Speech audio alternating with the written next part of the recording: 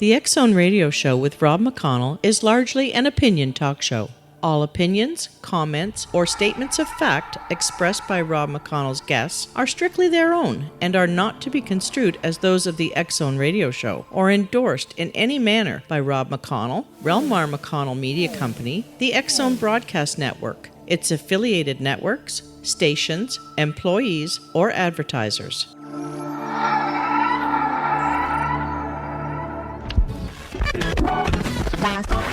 All Hit Radio.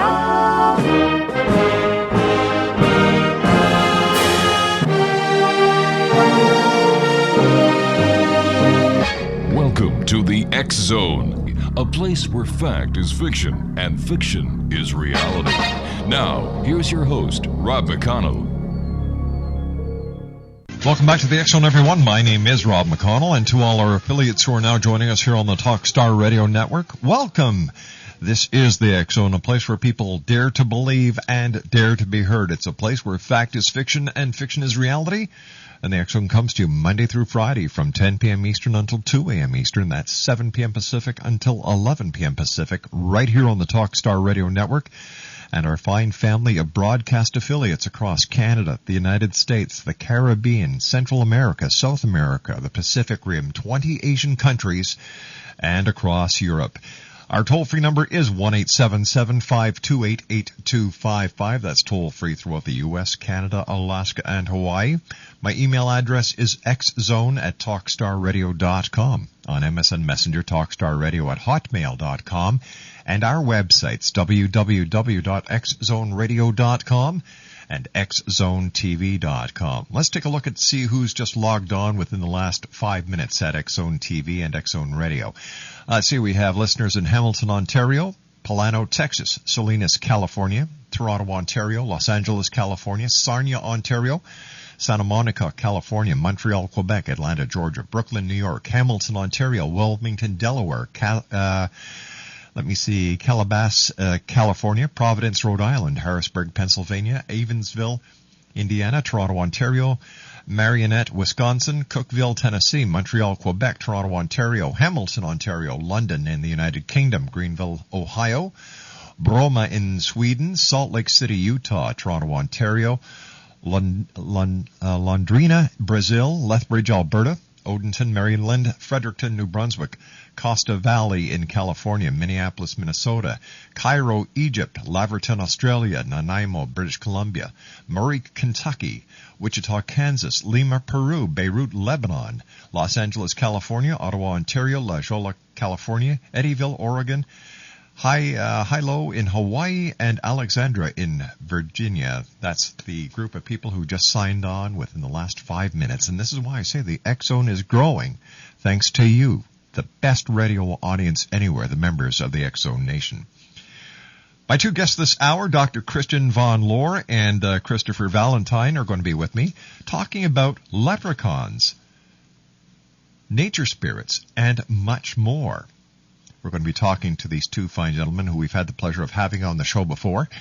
Dr. Christian von Lohr is a modern-day seer whose clairvoyant mediumship inspires through connections from the higher planes of existence, one's higher self, soul, ascended masters, prophets, and saints, master and teacher guides, and sitters crossed over family and friends to influence spirit whose attendance is necessary to deliver urgent messages.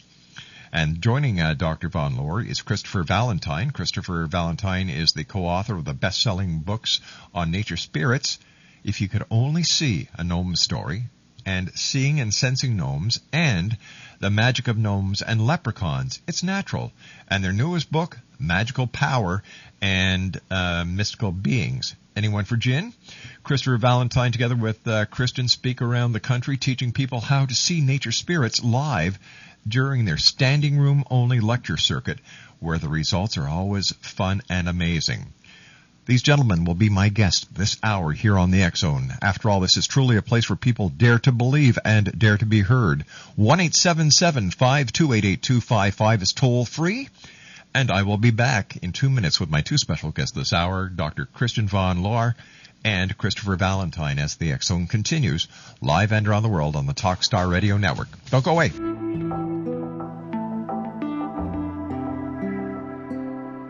Take a step back in time and discover old Florida cuisine at Marsh Landing Restaurant in Fellsmere. Enjoy delicacies such as frog legs, gator tail, catfish, and swamp cabbage, or enjoy the more traditional cuisine like hand-cut Angus steaks, ribs, and seafood. Join us for breakfast with a southern flair featuring sweet potato pancakes, biscuits, and gravy, and much more. Planning a party? Marsh Landing's private dining room can accommodate groups from 8 to 80 people. While you're visiting, enjoy the historic pictures, artifacts, and stories that line the walls. Marsh Landing is truly a unique experience. Marsh Landing Restaurant, 44 North Broadway in historic Fellsmere, or visit marshlandingrestaurant.com. Marsh Landing, Old Florida cuisine at its best.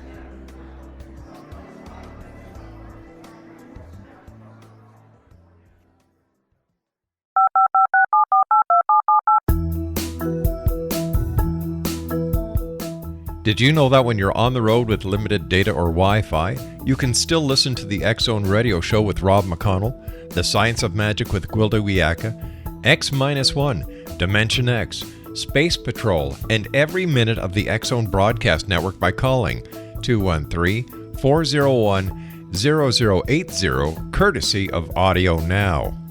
No smartphone, app, or internet needed. It saves your data plan and it's free if you have unlimited minutes.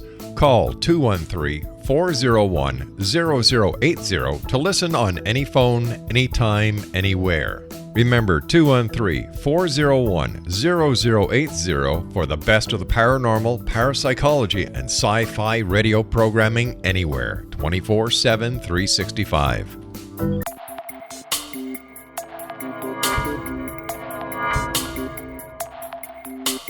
Are you interested in the paranormal, ghosts, UFOs, or psychic phenomenon?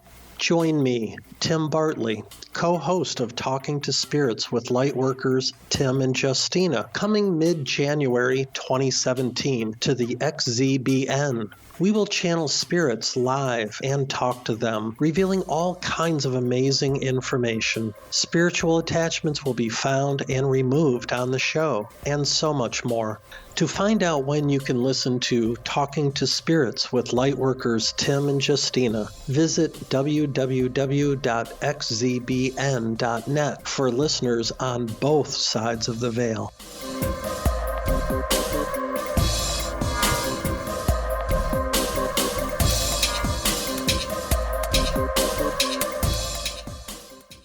And welcome back, everyone. Dr. Christian von Lohr and Christopher Valentine are our special guests this hour. Gentlemen, welcome back to the X-Zone. Great having you with us on this St.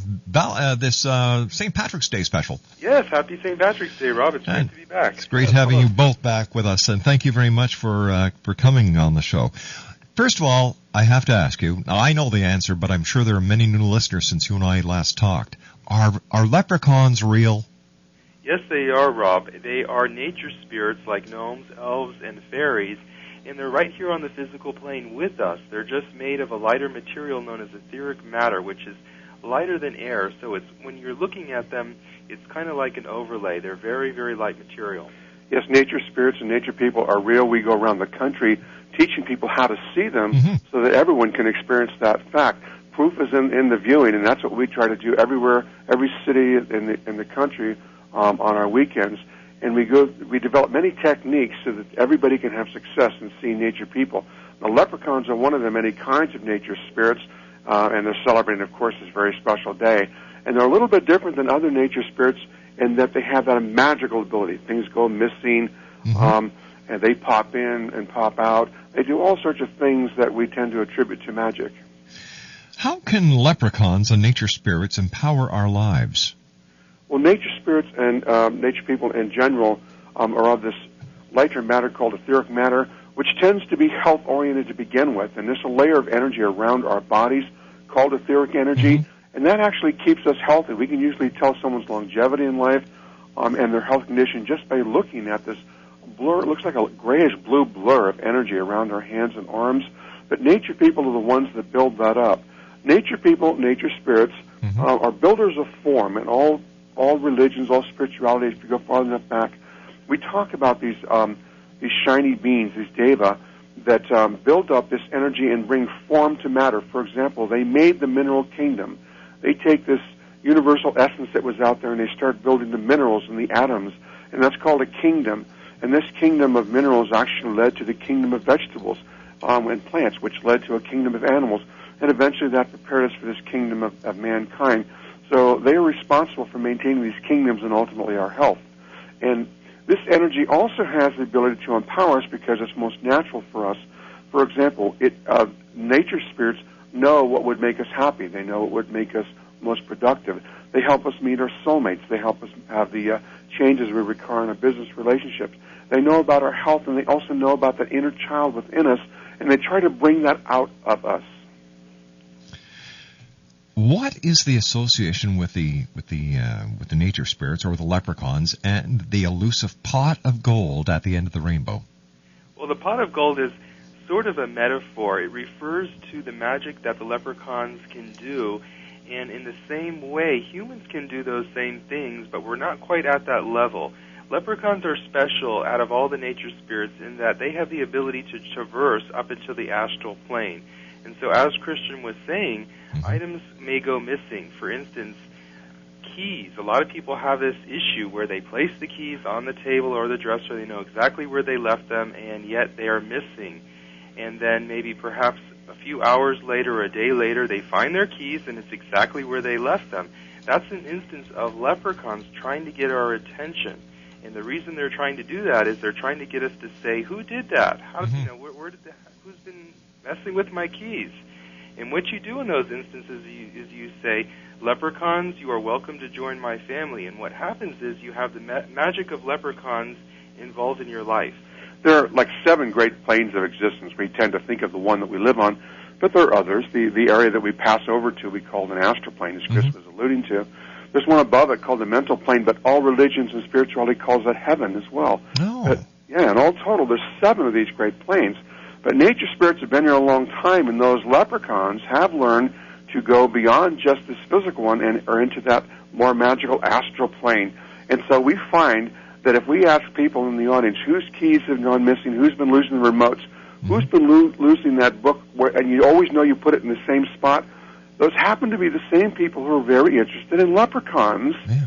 And so that's why we tell them the technique of just saying, who took that? And that is considered an invitation by the nature spirits to be a part of your family, so to speak. In other words, they want to be associated with you. They want to start doing things that bring a difference in your life. And there is a sort of magical leprechaun pot of gold in that they can collect etheric matter on their plane, and they say they use that, just like pixie dust, to help make magic happen on the physical plane for us. They just require us to think good thoughts about the nature spirits and have clear intents in life where they can see that and make a difference. All right, here's a question for you, gentlemen. We have a listener in Hamilton. Her name is Gwen, and she was saying that her ring that she usually puts somewhere seems to have disappeared now. If she welcomes the leprechauns back, will her ring come back as well? Well, it's quite possible that the ring will come back, but let's look at it 2 ways. Okay. A lot of us think that the leprechaun should be bringing us gold, and that's sort of the thing we're enamored with. But it turns out leprechauns also like gold. So you have to be careful. And we often tell people to put out rings that are broken, bracelets that are broken, or necklaces that may need some fixing. If they're gold, it's also an invitation to nature people to start doing something functional in your life, and it's a gift that they prize as well. However, they do try to reciprocate and do something great for you.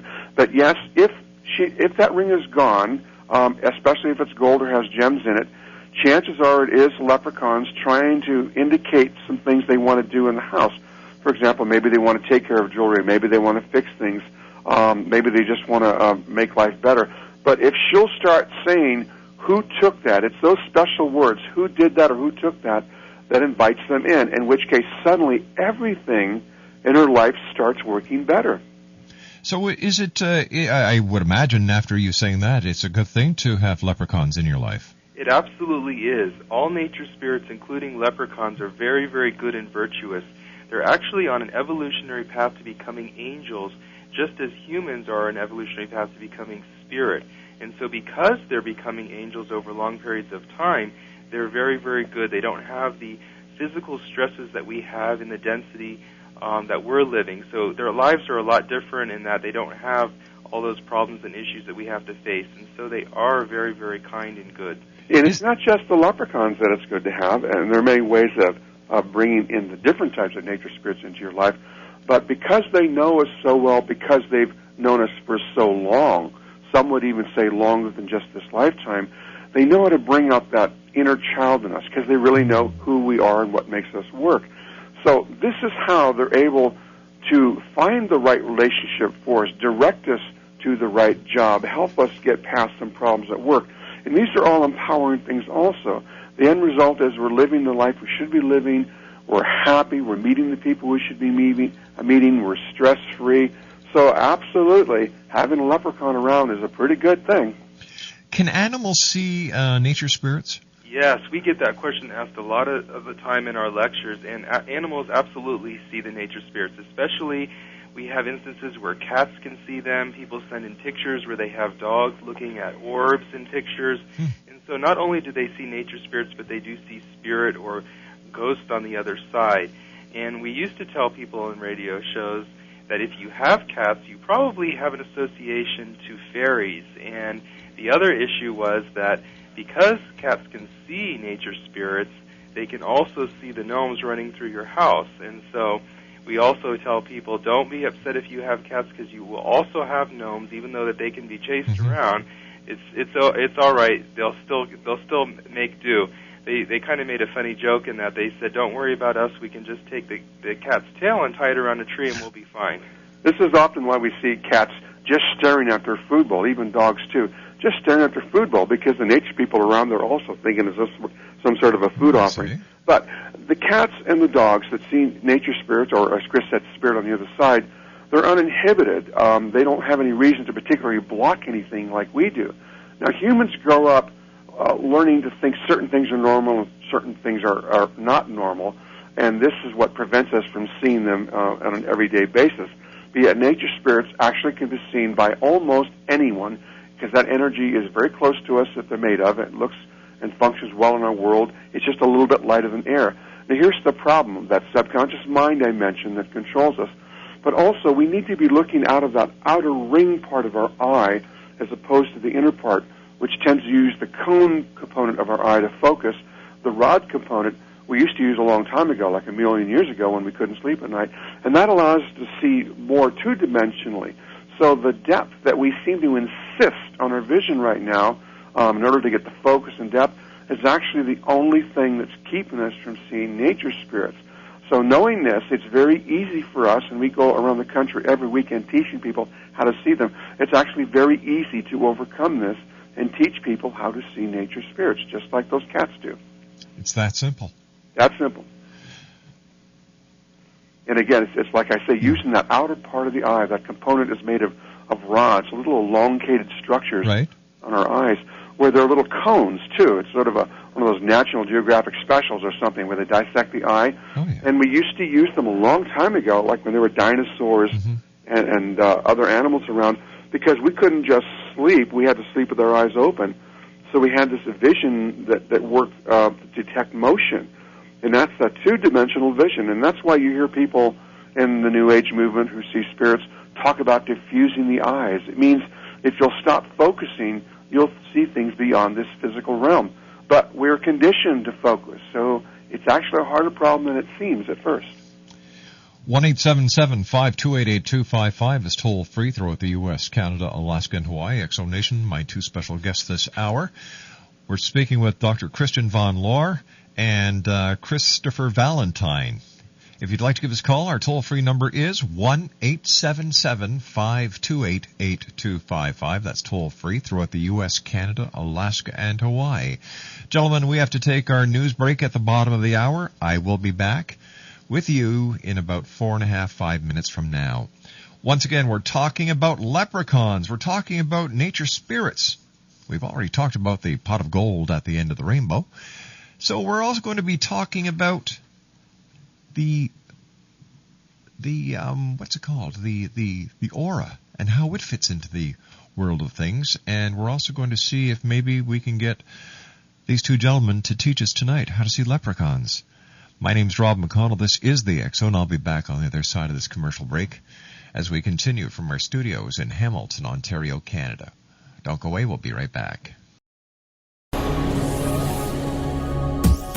This is the X-Zone Broadcast Network, broadcasting worldwide on broadcast affiliates and satellite program providers, including CNN Broadcast Network, Sirius Satellite Network, Star Media, Good News Radio Network, Angel Broadcast Network, Wiki Broadcast Network, and WPBN TV. For more information on the X-Zone Broadcast Network, visit us at www.xzbn.net.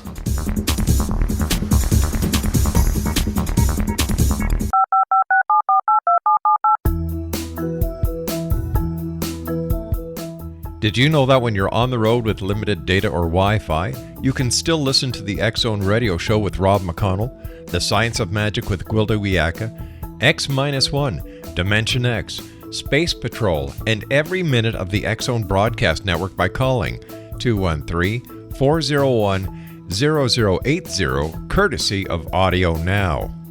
No smartphone, app, or internet needed. It saves your data plan and it's free if you have unlimited minutes.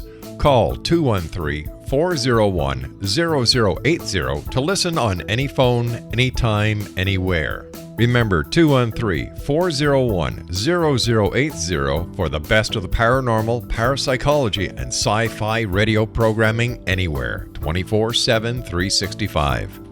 Dr. Christian Van Lohr and Christopher Valentine are special guests. They are the authors of, their latest book, Magical Powers and Mystical Beings. Anyone for Jinn. Their website, X-Zone Nation, is mystoftheoracle.com. That's MYST of theoracle.com. Now, the title, Magical Powers and Mystical Beings, Anyone for Jinn. What does that mean? Well, leprechauns are part of a special group called the Jinn. They are known by different names all over the world. For instance, in the Middle East, they're known as genies. And they're also a part of a special class called sylphs. And so the new book is titled that way because we channeled a lot of the leprechauns in that book as well as the last one. And we also have a blue fairy who's special in that they are also part of the Jinn. So it's a class of nature spirits that can go higher and do magical things and have more abilities. The reason we did that book, Rob, is we wanted to talk about things that other people have interest in, such as dragons, unicorns, and other type of mystical beings. Now, they do exist. They're just not typical or common in our own physical reality, but they do exist in this kingdom related to nature spirits. And, for example, unicorns are the healing modality in the nature kingdom, just as we would use herbs and trees. Now, dragons are interesting in that we've always felt that influence because people have seen nature people since the beginning of time, but the dragons have an association with wisdom, so we wanted to convey that historical significance of dragons. But even the Chinese, the Canadians, up in the Alaskan area, the Indians, there's always some story or legend about dragons, and they have that very special significance. So we go over a number of the many different powers and special beings beyond just the nature people themselves with that fourth book. Now, why do children see nature spirits so much more easily than adults? Well, that goes back to what Christian was saying earlier about our subconscious controlling us and trying to make us like everybody else. And children starting out don't have all those pressures of society. And a lot of times the imaginary friends of children are the nature spirits. And so they're always more open to seeing the nature spirits. A lot of people, when they're adults, they remember when they had special relationships with the fairies, for instance, or the gnomes. And when we teach our workshops live on how to see the fairies and gnomes, the children are usually in the first row, and they're usually the first to see the nature spirits come in because they're more open. And what we like, and it's really interesting, Rob, is that the children have the same story to tell as is in our book, which helps because there should be consistency in the way people see and experience nature spirits and nature people. By the way, we call them nature people when they start taking on names and exhibit personalities and characteristics of an ego like we have. But children, as Chris was saying, because they're unencumbered, naturally start seeing what might be considered invisible friends. And as we grow up, we tell them they can't see them, so then they become perhaps like you and I, where they're more difficult to see. Now, when the audience starts to see the nature spirits when you're doing your standing room seminars only, sure. What's it like to you? Well, what's it like for you, people, knowing that you've opened up the eyes, the minds, and the heart of all these people? It has particular importance to me, Rob, because back in the beginning of the New Age movement, this goes back a few hundred years ago when Madame Blavatsky wanted to start this enlightenment process in the Americas, one of the first things, her first objective, was to teach people to see nature spirits. That's what she wanted to do, because she felt if people could see nature spirits or nature people, they would suddenly realize there are other forms of life besides just ourselves. And this is also where there was this connection to angels and to archangels and to spirit guides and all these other wonderful things we talk about. These are all real, but we need to have some introduction to them. Now, nature spirits happen to be very, very close to us in this physical reality that we live in. They're actually here also, again, just a little bit finer than air. So they should be the easiest to see. But, of course, she ran into the same problem we did. We're not willing to easily see little people running around. So it turns out that we are willing to see spirits on the other side, such as our Aunt Lucy that passed over. And so in order for us to teach people how to see nature spirit, we often start by bringing across people from the other side, visibly in the audience for people to see by raising the energy in the aura. Now, if everybody starts seeing the same thing, describing that experience the same way, everyone starts accepting, wait a minute, there's something beyond just this physical reality. So we have to walk them through a few exercises before they're even willing to accept it. And yet, in the end, we bring them all back to seeing nature spirits, which are right here in front of us and much easier to see. So it's exciting to me, of course, to carry on that work and finally complete that process that Blavatsky wanted to start to prove that there are other forms of life. So it's enlightening to us as well as the audience. I would imagine that once a person has the ability and has actually gone through the process of seeing a nature spirit one time, it's very easy for them to see them again. Well, nature spirits present themselves in a couple of ways. So it's still a learning process. Oh, it is? Okay. Yeah, here's why. It takes a lot of energy at first, and this is the reason. They are literally trying to get us to see them, too.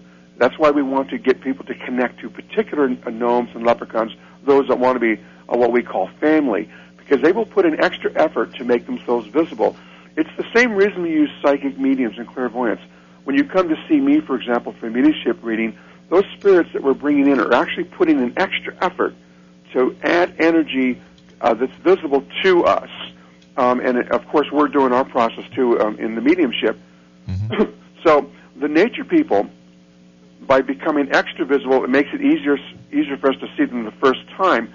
But after a while, they don't want to expend all that energy, and so they'll start communicating telepathically. But you can see them every now and again when they decide to add that extra effort, and that's when they start bursting in and with color.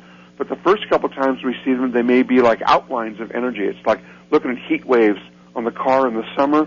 Right. And then when they see that you're actually serious about it, they actually have to sort of stand extremely still because their energy moves a little faster than ours.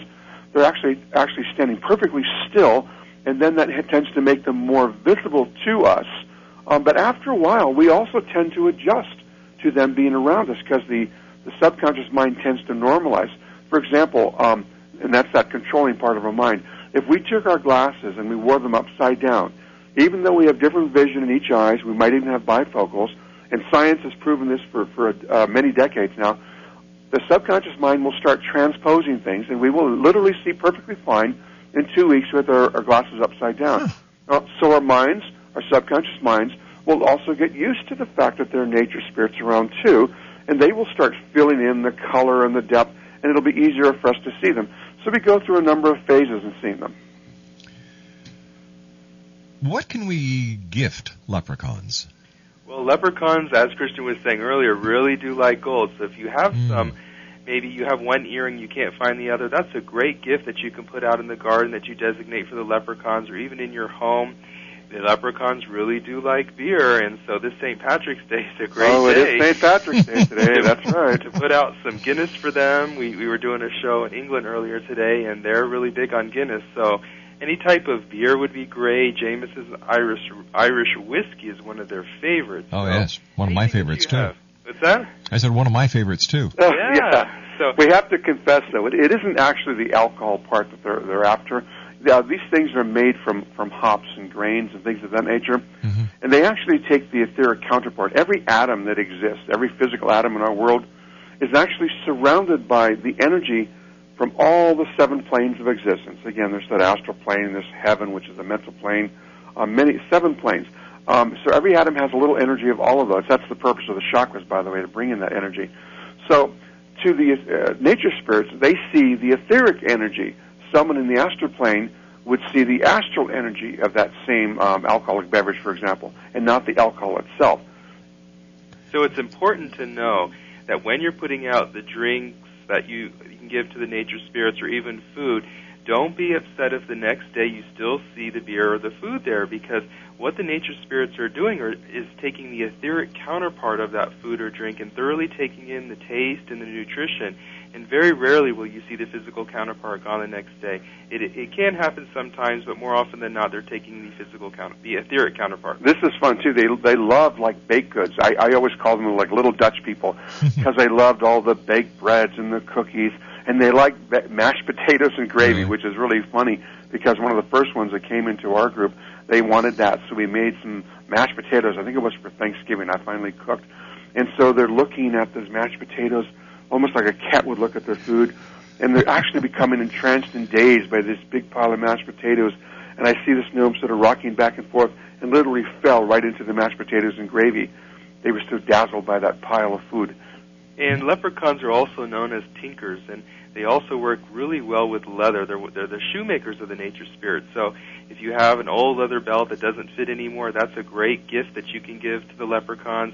They're also great with working with electronics and energy and watches in particular. We have a story in the new book that talks about 2 watches that we had that we tried everything to get started again. We put in new batteries, we checked everything, we cleaned them out, and we just couldn't get them started again. So we got the idea, hey, why don't we leave them out for the leprechauns? Maybe they can get them working again.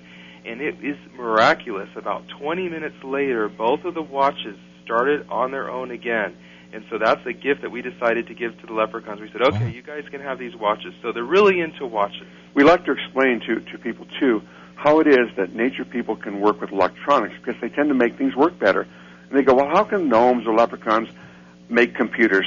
How can they fix those computers? Well, they don't go to ITT Technical Institute, but they do have an idea of the way things were intended to work. There's sort of a plan in the electronics initially, just like there's a plan in our body, in a DNA, for example. Right. So they actually just resort to that plan and get things back to that original working condition, and then suddenly everything is functioning the way it's supposed to. So in the big picture of things, Chris and Christian, what is the purpose of nature spirits? The nature spirits are builders of form, and if we take the translation of the words back to the very beginning, we can translate interpretations of these words back to almost 40,000 years, no matter where we go in the world. And they are builders of form, which means they take this energy that used to sort of swirl around the universe, just sort of doing nothing, just a bunch of plasma, and they start making these atoms. They make them coalesce into some sort of form. And this was the beginning of what we call the mineral kingdom, and that's how worlds are developed. And it's important that continually this form be developed. All the atoms have to be produced in some way. Everything on our elemental table they make, and they continue to do that. And that's the first level of form. That's called the mineral kingdom. And that was important because the second kingdom had to come around, which is the kingdom of plants. And this is where fairies started becoming more prominent, because color became important, and taste and things of those other characteristics. And the third kingdom was animals. Now, all 3 of those kingdoms had to exist and still have to exist in order for mankind to live and function. So it comes in successive levels of kingdoms, and nature spirits are responsible for maintaining those kingdoms. Believe it or not, they're also consistently maintaining our bodies And that's why we have an etheric energy aura around our bodies that has like a grayish-white blur, and that's one of the things we teach people to see, to prove that there's an energy that we have related to nature people, and it's very easy to see this energy around us. Now, they have to constantly maintain that energy also. And we are the form, ultimately, that they're producing there. I remember talking to a lady years ago, and she was telling me that trees also are part of nature spirits and that trees can actually communicate with you. That's absolutely correct. We actually channeled a tree nature spirit in the second book, Seeing and Sensing Gnomes. We even have a picture of a tree spirit in there because as trees age, very long lives, you can start seeing forms of faces in the trees. And they also, because they live so long, gain a lot of wisdom. And they also can relieve or remove stresses from our body. That's why people hug trees, is because they can take all your stresses and pressures and take it down to the roots of the earth. So it's kind of like a draining of pressures. But you can also get messages by putting your hand on a tree. You can also receive messages telepathically by being in the vicinity of them. So trees are a wonderful type of nature spirit that we can connect with. All of the kinds of life, all of the types of life, usually occur in many great numbers. There are 6,000 different types of nature spirits, 6,000 variations of them. And about 100 or 200 or 300 years ago, we used to spend a lot of time trying to categorize all the different types of nature spirits. Another one happens to be clouds. Clouds are considered, and this is where the American Indians came in, also tends to be an evolved type of nature spirit. And this is why they were getting information about their ancestors and things that were going on in life and what the world was telling them, because they could somehow get this communication or message through the spirits of the clouds. You and I have to take our final commercial break for this hour. Gentlemen, it's great having you with us tonight. We have Dr. Christian von Lohr and Christopher Valentine, our special guest this hour. Their website is www.mystoftheoracle.com. That's MYST of the Oracle.com. And we'll be back on the other side of this commercial break as the X Zone continues live and around the world from our studios in Hamilton, Ontario, Canada on the Talkstar Radio Network. We'll be right back. Don't go away. This is the X Zone Broadcast Network, broadcasting worldwide on broadcast affiliates and satellite program providers, including CNN Broadcast Network, Sirius Satellite Network, Star Media, Good News Radio Network, Angel Broadcast Network, Wiki Broadcast Network, and WPBN TV. For more information on the X Zone Broadcast Network, visit us at www.xzbn.net.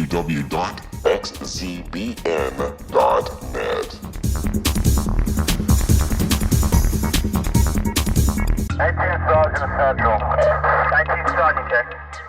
Officers on the scene. Hi, I'm Larry Lawson, host of Paranormal Stakeout. With over 36 years in law enforcement, I have learned a few things. The most important is the proper gathering and preservation of evidence is vital to putting the bad guy behind bars. It's no different in the world of paranormal investigation. Whether it's the search for the afterlife, cryptozoology, UFOs, and extraterrestrials, how we gather the evidence, preserve that evidence, and present it to a jury of our peers will make the ultimate difference in proving the existence of worlds and entities that are beyond our imagination. Join me, Larry Lawson, every week on Paranormal Stakeout when, along with my guests, we'll take a journey to prove with indisputable evidence what man has struggled to believe for centuries. Go to xzbn.net for the broadcast schedule and check me out at paranormalstakeout.com.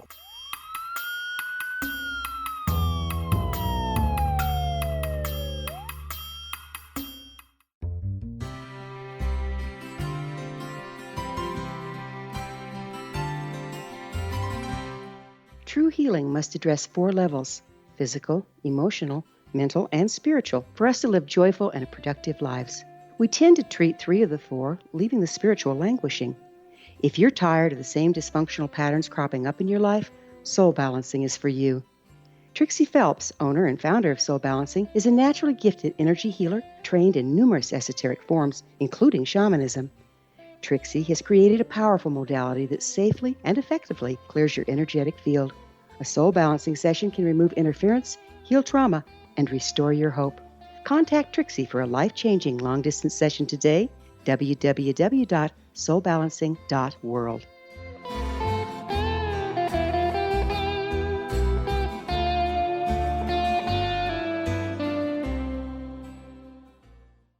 And welcome back to the X Zone.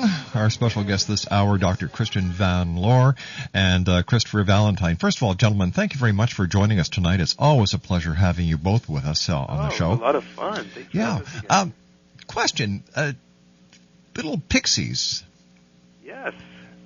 Well, we channeled pixies. We did the first ever interview with them in the new book coming out. And we learned a lot of information from them. For instance, they stay close to the ground. They are different from fairies, and they don't have wings right away. They develop them over time.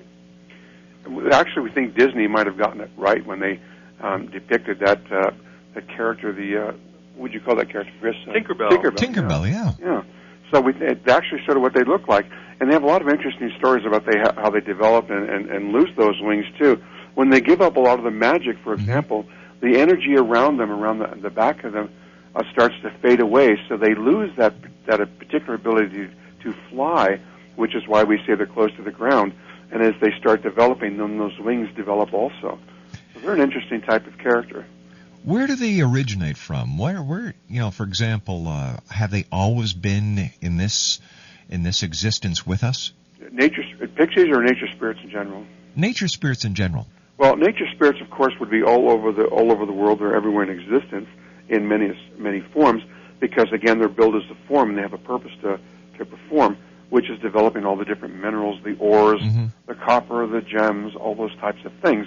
But you notice that the Earth has sort of changed and shifted and moved around, and the Antarctic was the Caribbean at one time. Okay, so that's how the Earth participates in the function of the nature spirits and moves the end product, around.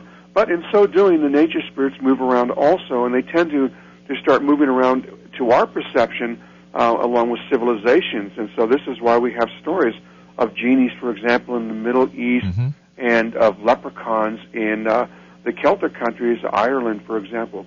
Yeah, the nature spirits preceded us, and as Christian was saying, leprechauns are associated with Ireland and England, but that's just the name that type of spirit has been given there. There's close associations around the world, as I said earlier, genies in the Middle East, and different types of sylphs and beings around the world. But every country has a history of the nature spirits. But these nature spirits actually have preceded us by a very, very long time, because, as I said, some form of the nature spirits had to exist before there were even plants and animals. And that's why there are many levels even of nature spirits. We say there's about 6,000 kinds. And so we tend to talk a lot about the gnomes or the elves or the fairies or the leprechauns, the sylphs and even those dragons and unicorns. But there are sub-levels and many different levels of work going on. But they're all doing some function. They're all performing a purpose in life. And right now, besides building those minerals, as I mentioned, some of them are actually taking care of our bodies. And that's why there's 2 gnomes, for example, associated with each of us. Gentlemen, I hate to do this, but we've just run out of time. We'll have you back on because this is a very interesting topic. And once again, thank you very much for joining us tonight. Thank you so much, Rob. Good night, guys. Take care. www.mistoftheoracle.com. My name's Rob McConnell, and this is the X Zone on Talkstar.